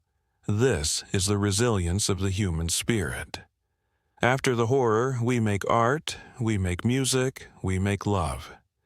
The Renaissance was the ultimate act of defiance, Botticelli's Birth of Venus. She stands on a shell rising from the sea. She is naked, beautiful, perfect. She was painted in Florence, a city that had been a charnel house a century before. She is the symbol of rebirth. She is the promise that beauty will return. So, as you lie there, think of the Venus. Think of the wheat field. Think of the sheep grazing on the green hills. The silence is not scary. The silence is the sound of the earth resting, the sound of the earth healing. Let the wind carry you. The road is long, but we have walked it together. We have seen the darkness, and we have seen the light that comes after. The candle in the window is burnin' low. The wax is drippin' down the side. The flame is blue and gold. It flickers. The shadows dance on the wall. Let your eyes grow heavy. The weight of the eyelids is pleasant. You are safe in the stream of time. You are a survivor. You are the result of all those who came before. Their strength is your strength. Their immunity is your immunity. Their hope is your hope. Let the silence fill the room, a warm, heavy, comfortable silence. Drift. Drift down the river. Drift across the sea. Drift into the quiet. Sleep. Let us turn the page of the great chronicle. We are not done with the 14th century yet. There are corners of this room we have not yet explored, shadows where the candle has not yet thrown its light. We have spoken of the death of the body, but we must speak of the survival of the mind. How does the human mind keep its shape when the world around it is dissolving? Let us go back to Florence in the year 1348. The city is screaming. The bells are tolling so often that they have lost their meaning. They are just a constant, dull vibration in the air. But outside the city walls, up in the hills of Fiesole, the air is clear. There are cypress trees standing like dark fingers against the blue sky. There are olive groves where the silver leaves whisper in the breeze. Here, in a villa made of pale stone, a group of young people has gathered. 7 women and 3 men. They are the Brigarta, the company. They have fled the horror of the city. They have made a pact. They will not speak of the dead. They will not ask for news of the city. They will create a fortress of words. Every day, as the sun reaches its height and the cicadas buzz in the heat, they sit in the garden. They sit in a circle on the grass, and they tell stories. This is the setting of the Decameron by Giovanni Boccaccio. It is one of the most important books ever written, not because of its literary style, but because of its context. It is a book about the power of distraction. I want you to imagine sitting in that garden. You can smell the wild thyme. You can hear the fountain trickling. The water is cool and clean. One by one they tell their tales. Some are funny, some are bawdy and rude, some are tragic.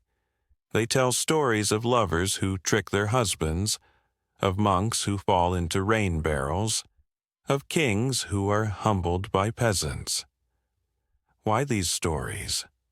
Why, when their parents and brothers are dying just a few miles away, do they tell jokes? Because laughter is the opposite of the plague. The plague is heavy. Laughter is light. The plague is rigid. Laughter is fluid. The plague isolates. Laughter connects. For 10 days, Decameron means 10 days, they keep the darkness at bay with nothing but their imagination. They prove that while the body is vulnerable to the flea, the mind can build a castle that no sickness can breach. When you read a book before bed, when you watch a movie to unwind, you are doing exactly what those 10 young Florentines did in 1348. You are retreating into the villa of the mind. You are finding sanctuary in a story. Let us leave the garden now and travel west, to the palace of the popes in Avignon again. We spoke of the Pope, but let us speak of his physician, Guy de Chauliac. He is a man of science in an age of superstition. He is brave. When the other doctors fled, he stayed. He wanted to know the enemy, and then he caught it. He felt the fever rise. He felt a terrifying swelling in his armpit. He knew with a medical certainty that he was going to die. But he didn't die. He survived. And because he was a scientist, he observed his own suffering. He wrote it down. He described the stages of the pain. He described the moment the bubo burst. He realized something crucial. He realized there were 2 types of plague, the one with the boils, bubonic, and the one with the coughing, pneumonic. He realized that if you caught the coughing kind, you died in 3 days. If you caught the boils, you might live for 5, and you might, just might, survive. He wrote the Chirurgia Magna, the Great Surgery. It became the standard medical text for centuries. Imagine him sitting in his study in Avignon, weak, shaking, pale as a sheet, dipping his quill into the ink. He is writing the map of the minefield so that others might walk through it safely. I faced the horror, he seems to say to us across the centuries. I looked it in the eye, and I wrote down its name. Now, let us let time slip forward. The year is 1361. The children born after the great mortality of 1348 are now 10, 11, 12 years old. They are the hope of the world. They are the generation that was supposed to rebuild. But the pestilence is a cruel visitor. It returned. They called it the pestis secunda, or sometimes the pestilence of the children. Because the adults had survived the first wave, they had immunity. Their bodies remembered the bacteria. But the children were fresh territory. I remember the silence of the schools in 1361.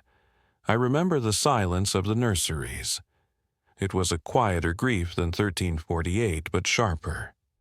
It cut the heart out of the future. This second wave killed many of the nobles who had escaped the first. It killed the Duke of Lancaster. It rearranged the chessboard of Europe once again. It taught the people a hard lesson. This was not a one-time punishment. This was the new normal. They had to learn to live with death as a constant neighbor, and they did. They adapted. Let us look at the architecture of the English village.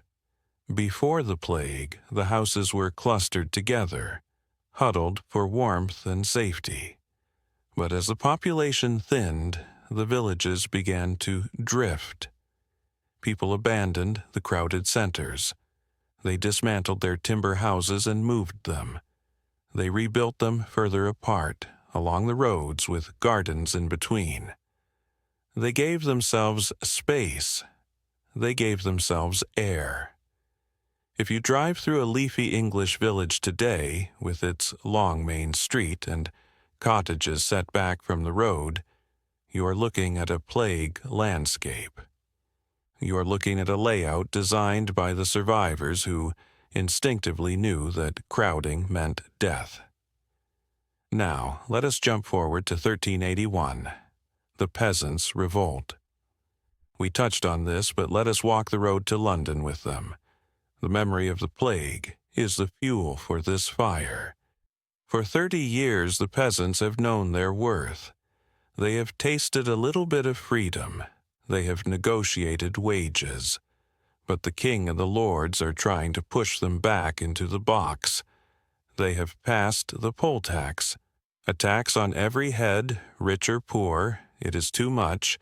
It begins in Essex, it begins in Kent, the villages empty out. But this time they are not fleeing disease, they are marching for justice. Wat Tyler, John Ball, Jack Straw. These are the names of the leaders. John Ball is a priest. He preaches to the crowd on Blackheath, overlooking London. He asks a question that shakes the foundation of the medieval world. When Adam delved and Eve span, who was then the gentleman?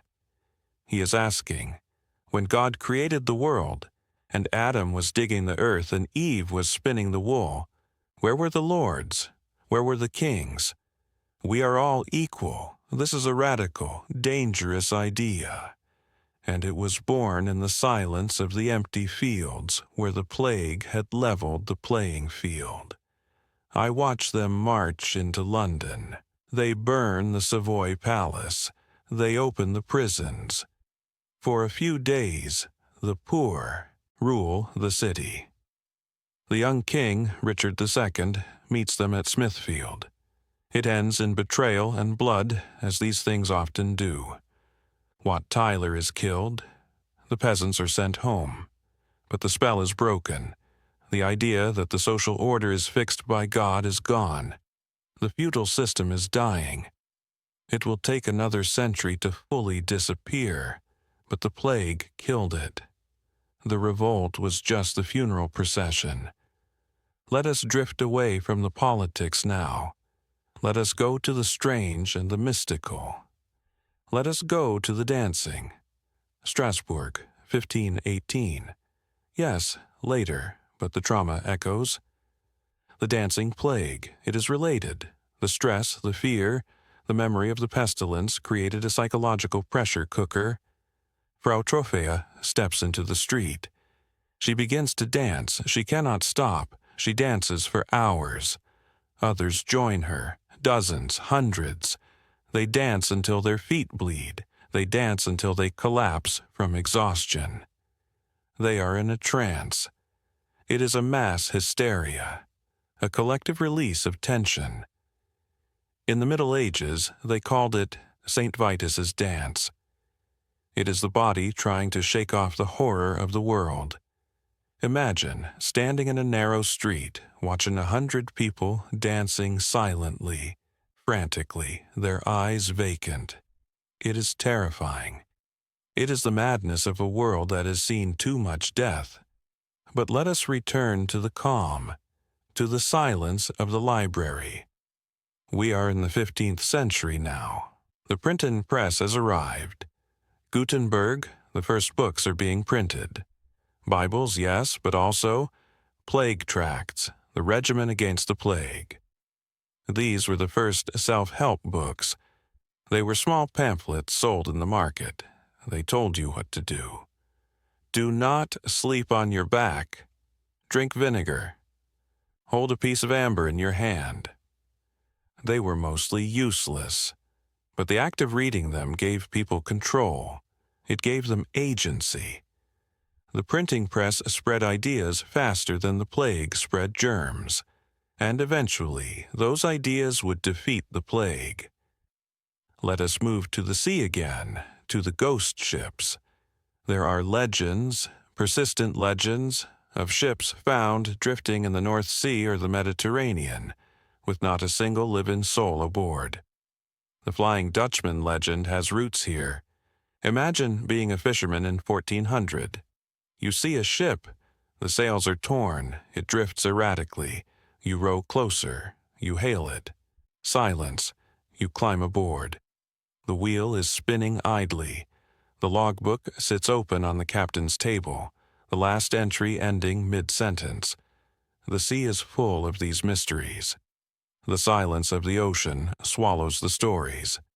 But let us go to a specific year that marks the end of an era, 1665, the Great Plague of London.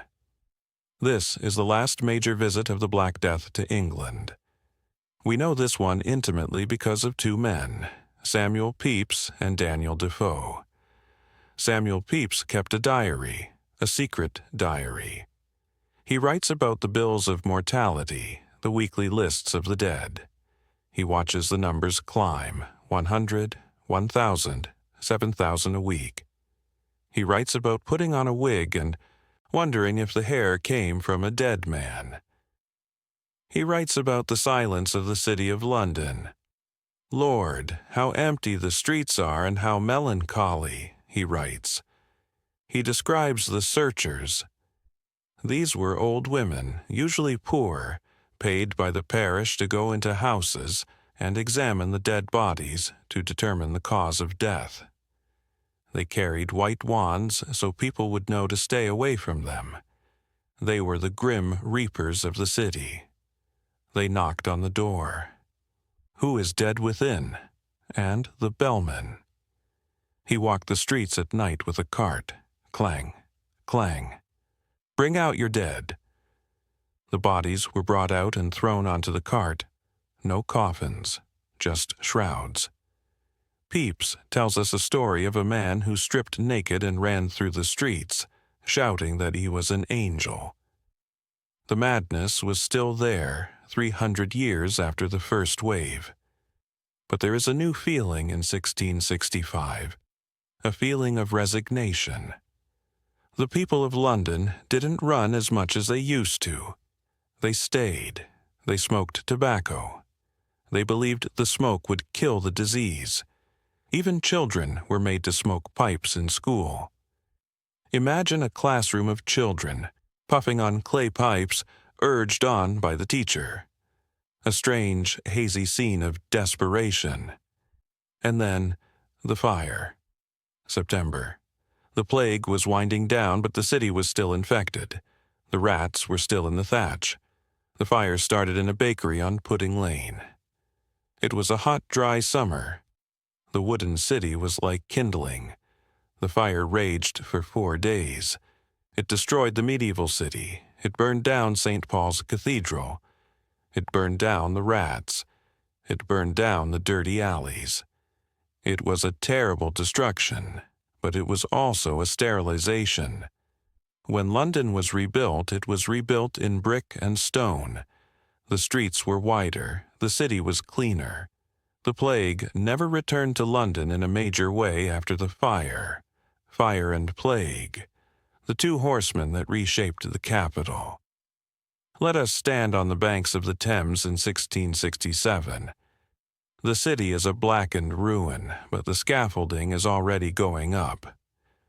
Christopher Wren is drawing the dome of the new St. Paul's. The silence of the ashes is the silence of a blank slate. The medieval world is truly gone now. The modern world is rising from the smoke. Let us travel now to the microscope. It is 1683. A Dutchman named Antony van Leeuwenhoek is looking through a tiny glass lens he has ground himself. He looks at a drop of water from a pond. He looks at the plaque from his own teeth. He sees them. Little animals. Animalcules. They are swimming. They are alive. He doesn't know it yet, but he is looking at the enemy. He is seeing the world of bacteria. It would take another 200 years, until the late 19th century, for a scientist named Alexandre Yersin to connect the dots. To find the specific bacteria, Yersinia pestis, that caused the Black Death. Yersin went to Hong Kong during a plague outbreak in 1894. He built a straw hut near the hospital. He took samples from the buboes, of the dead. He looked through his microscope, and there it was, the killer. Rod-shaped, motionless, the mystery was solved. The dragon that had terrorized humanity for 1,000 years was just a tiny, rod-shaped cell. In identifying it, we stripped it of its supernatural power. It was no longer the wrath of God. It was biology, and biology can be beaten. But let us step back from the science. Let us go back to the feeling. There is a village in Oberammergau, Germany. In 1633, the plague was ravaging Bavaria. The villagers of Oberammergau made a vow. They promised God that if he spared them from the plague, they would perform a play of the suffering, death, and resurrection of Christ every 10 years. The plague stopped. No one else died. And so, every 10 years for nearly 400 years, the people of Oberammergau have performed the Passion Play. The whole village takes part. They grow their hair and beards for months beforehand. They sew the costumes. They build the sets. It is a massive undertaking. It defines the village. I want you to think about that. A promise kept for 4 centuries. A play born of fear that became a tradition of hope. If you go there today during a performance year, you sit in a vast open-air theater. You watch the villagers, the baker, the teacher, the mechanic, reenacting the sacred story. It is a living memorial to the silence of 1633. It is a shout of gratitude that echoes through the generations. And there are other echoes. In Venice, on the 3rd Sunday of July, they build a pontoon bridge across the Giudecca Canal to the Church of the Redentor, the Redeemer. This church was built as thanks for the end of the plague in 1576. The Venetians walk across the floating bridge. They have a feast. They watch fireworks. It is a beautiful night. The water reflects the explosions of light. But the reason for the party is the memory of the darkness. Every firework that bursts over Venice is a celebration of the fact that the city did not die. We are surrounded by these monuments, often without knowing it. The column in the square in Vienna, the church in Venice, the play in Germany, the nursery rhyme in the playground. The Black Death is the invisible foundation of our culture. Let us return to the quiet of the room. We have traveled far tonight, from the steppes of Asia to the fires of London, from the microscope to the floating bridge. The wind is still blowing outside, but it is a gentle wind now. It is not the corrupt wind of the medieval doctors. It is just the air of the earth moving as it always has. You are safe. Your body is a miracle of survival. Your immune system is a library of victories won by your ancestors. Think of the white blood cells patrolling your veins right now, silent guardians, keeping you safe while you sleep. They are the descendants of the survivors. Think of the roof over your head. It is solid. Think of the water in the tap. It is clean. We live in the age of miracles that our ancestors prayed for. We live in the world they dreamed of while they shivered in the cold. Let that gratitude wash over you. Let the history settle like dust on a quiet road. The figures of the past. The doctor in his mask, the monk in his scriptorium, the peasant in the field. They are turning away now. They are walking back into the mist. They have told their story. They have shown you their scars. And now they are letting you rest. The silence returns. But it is not an empty silence. It is a silence filled with the peace of knowing. The wheel turns. The seasons change. The night deepens. Let your breath become slow and deep. Inhale the peace. Exhale the history. You are here, you are now. And everything is well. Drift, float, sleep. We are not quite done with the silence yet. There is one more layer to peel back, the layer of the land itself. Let us go to the high pastures of the Alps. When the plague depopulated the valleys, the cows were left in the high meadows. The intricate system of transhumance, moving livestock up and down the mountains, was broken. The forests crept back down the slopes. The trails became overgrown. Archaeologists today are finding the ruins of seasonal huts high in the mountains that were abandoned in 1350 and never reused. Imagine a stone hut at 2,000 meters.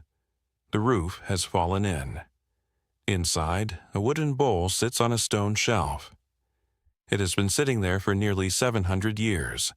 The wind howls through the stones. The eagles fly overhead. It is a place of absolute solitude. These ghost Alps are a reminder that the plague didn't just empty the cities, it emptied the edges of the world. It shrank the footprint of humanity. For a while, the earth got a rest from us.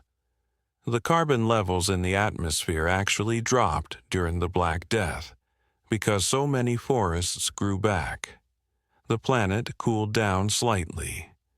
It is a strange thought. Our tragedy was the Earth's recovery. But we came back. We always come back. We cleared the forests again. We rebuilt the huts. We paved the roads. But if you look closely at the landscape, you can still see the shadow. The ridge and furrow patterns in English fields, waves in the grass, show where medieval plows once worked land that is now just pasture. They are the ripples of a tide that went out and never came back in. Let your mind float over these ripples, gentle waves of green grass, up and down, like you're breathing, up and down, slow and steady. The history book is closing now. The heavy leather cover falls shut. The dust flies up in the light of the candle. The room is quiet. The journey is over. You are the keeper of the memory, but you are also the keeper of the sleep. Let the dark water of the night carry you away. Let us look at the map of the world one last time, through the eyes of the wind that has carried us this far. We have seen the fires of London and the canals of Venice. We have stood in the desert of Cairo and the ice of Greenland. But there are still fainter echoes. Stories tucked away in the creases of the map, where the silence gathered in different ways. Let us travel to the east of Europe, to the Kingdom of Poland. There is a legend, a historical curiosity, that says Poland was an island of safety during the Black Death. Look at the heat maps of the plague spread in modern textbooks, and you will often see a green zone around Poland, while the rest of Europe is red. Why? I remember the reign of King Casimir the Great. He was a wise king, a builder. He found Poland built of wood and left it built of stone, they say. When the news of the pestilence arrived from the west and the south, Casimir did not wait. He closed the borders. He established quarantines at the mountain passes of the Carpathians. He restricted travel between cities. But it was more than just laws. It was the land itself. Poland was less densely populated than France or Italy. The villages were spread out, separated by vast, dark forests of birch and pine. The trade routes were fewer. The miasma had a harder time jumping from host to host when the hosts were separated by miles of deep, silent woods. I want you to imagine a winter night in a Polish village in 1350. The snow is piled high against the log cabins. The smoke rises straight up into the starry sky. Inside, the family is safe. They are eating pickled cabbage and rye bread. They tell stories of the Moor, the pestilence, ravaging the lands to the west. But here, the wolves are the only danger. The silence of the Polish forest was a shield. While the bells tolled in Paris, the wind simply rustled the pine needles in Krakow. It is a reminder that sometimes isolation is a blessing. Sometimes being a little behind the rest of the world, a little less connected, is what saves you. Let us move south now, to the Iberian Peninsula, to Spain and Portugal. Here, the plague played a different role. It was a specter at the feast of the Reconquista. Christians and Moors were fighting for control of the land. We spoke of King Alfonso dying, but consider the soldiers on the battlefield. I remember a siege in Andalusia. The Christian army was outside the walls. The Muslim defenders were inside. Both sides were praying for victory. But the third army, the army of the rat, invaded both camps. The soldiers stopped fighting. They dropped their swords. They lay down in the shade of the olive trees, enemies united by a fever that boiled their blood. The war simply paused. The silence of the battlefield, usually broken by the clash of steel, was broken only by the groans of the dying. It taught them a harsh lesson, that their religious wars were petty in the face of nature. For a moment, the cross and the crescent didn't matter. Only the bubo mattered. Now, let us drift far to the west, across the Atlantic. You might ask, did the Black Death reach the Americas? No, not then. The ocean was too wide. The ships were too slow. The rats would die, or the humans would die, before they could carry the infection to the New World. But the shadow of the plague reached there later. When the Europeans finally arrived in the Americas in 1492 and beyond, they brought with them a biological arsenal honed by centuries of surviving plagues: smallpox, measles, influenza. The indigenous peoples of the Americas had never faced these enemies. They had no plague memory in their immune systems. The silence that fell over the Americas in the 1500s was an echo of the silence of Europe in the 1300s. It was the same tragedy, played out on a new stage: the Great Death, the emptying of the land. So, in a dark, twisted way, the Black Death prepared Europe to conquer the world. It hardened the survivors. It created a population that carried death in its breath, a biological weapon that cleared the path for empire. It is a heavy thought, but history is heavy. It is a burden we carry so we do not have to repeat it. Let us return to the light, to the resilience. Let us go to the vineyards of Tuscany again. 1400. The plague has passed. The vines are heavy with grapes. The wine is being made. Chianti. The definition of the Chianti wine region was established in the years after the plague. The survivors needed to organize. They needed to ensure quality. They formed the Lega del Chianti. Every time you drink a glass of Italian wine, you are tasting the fruit of a land that recovered. The roots of those vines go down into soil that has seen terrible things, but they produce sweetness. The plague wine windows of Florence, the Bouchette del Vino. Have you seen them? Small arched windows in the walls of the palaces. During the plague years, the rich merchants didn't want to touch the customers, so they sold wine through these tiny holes. You knocked. You put your flask in the hole. They filled it. You left the coins on a metal tray filled with vinegar to disinfect them. Today, those windows are open again. You can buy a glass of wine through them. People laugh and take photos. What was once a mechanism of fear is now a charming curiosity. The scar has become a dimple. Let us think about the cats. In the early days of the plague, people thought cats and dogs were spreading the disease. So, in a tragic mistake, they killed them. Without the cats, the rat population exploded. The plague got worse.